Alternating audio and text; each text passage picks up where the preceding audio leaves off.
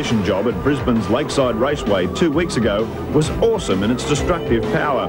With 3 wins from 3 starts, the 21-year-old juggernaut rammed home his performance advantage and left his opposition shell-shocked. Championship contender Bow was left to fight for the podium with Alan Jones, while Glenn Seaton's brush with the world champ's rear bumper had the Ford Credit Falcon ready to blow its cool.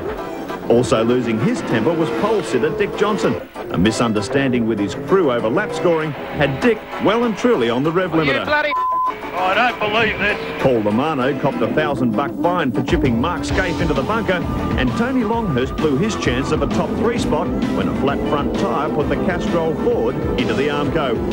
Lowndes' domination was absolute. His perfect Queensland points haul moves him ahead of Bow and further away from Seaton with just 3 rounds remaining. Today, the Shell Series battle heads west as the 7 Network welcomes touring car fans to the sand dunes of Barbagallo Raceway, Wanneroo, for round 8 of the V8 War. The 2.4-kilometre track is notoriously tough on tyres and brakes, and with a multitude of sand traps, it's not a good place to try and park either. We'll also get another hit of Formula Ford action and have a chat with one of our leading privateers, Greg Crick.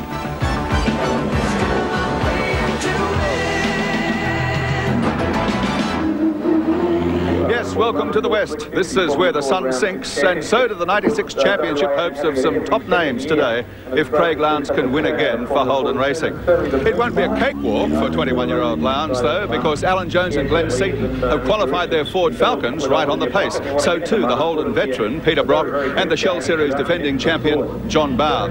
Worth noting also, the top 4 qualifiers are all shod with Bridgestones. But whether it's tyres, engine, chassis or driver, Holden Racing certainly seem to have it all with Craig Lowndes. At 2.4 kilometres, it's far from the longest circuit on the tour, but Wannerro Raceway is extremely demanding. Craig Lowndes, you seem to have the equation pretty much down pat. Thanks, Andy. Yeah, the cars are great this year. It's fantastic. It's one of the strong points we've got in the cars, which is breaking our power down. So hopefully that can get me to the victory lane today. Very crucial to your championship aspirations too. It'd be nice to be able to extend the lead. It would be nice. It'd be nice to go to the last round at Oran Park without an unbeatable point gap, but no, you never can tell. There's still 180 points to be had. Cars on the grid for the Auto Action Privateers Cup. Small field, but select one. Let's check them. And on pole position, the Queensland veteran Kevin Waldock, and alongside him, the hotshot local youngster Grant Johnson. Second row of the grid is shared by Tasmania's Greg Crick and Stephen Richards. Row 3 occupied by West Australia's Tim Slako and Sean Walker, another local. Then Peter McLeod and Claude Giorgio, all from the west, and completing the field, Stephen Ellery at the rear of the grid. Seconds away from the start of the Auto Action Privateers Cup at Barbagallo Raceway, Wanneroo. Kevin Waldock from Queensland on pole position. Local Grant Johnson alongside him. Johnson gets a good start, gets the power down pretty effectively. Come alongside Stephen Richards on the outside of the Valvoline Cummins Commodore, has taken over the whole lot of them. And he's on the outside, but Waldock takes advantage of his pole position. That inside running, a bit of bodywork flying away there.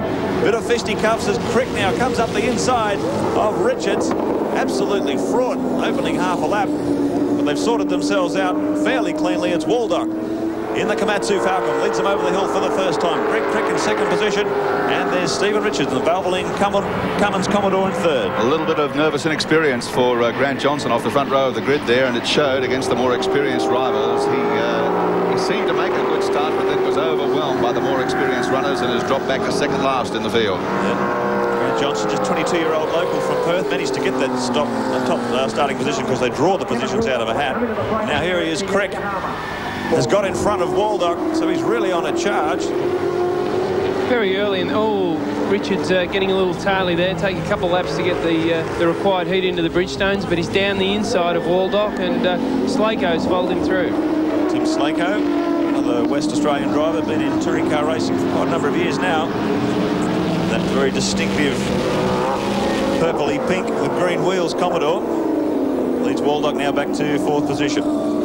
So Stephen Richards currently leading the Auto Action Privateers Cup with 344 points over Stephen Ellery in second. Stephen Ellery's had a wretched time the last couple of rounds here.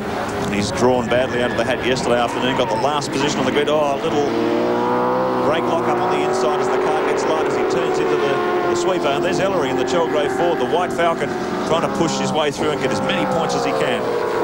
Ellery qualified really well yesterday, so we sort of expected him to get up towards the front of this field fairly quickly, but he's there he goes down in the inside of the other Falcon there, and still a long way to go to catch up to Stephen Richards.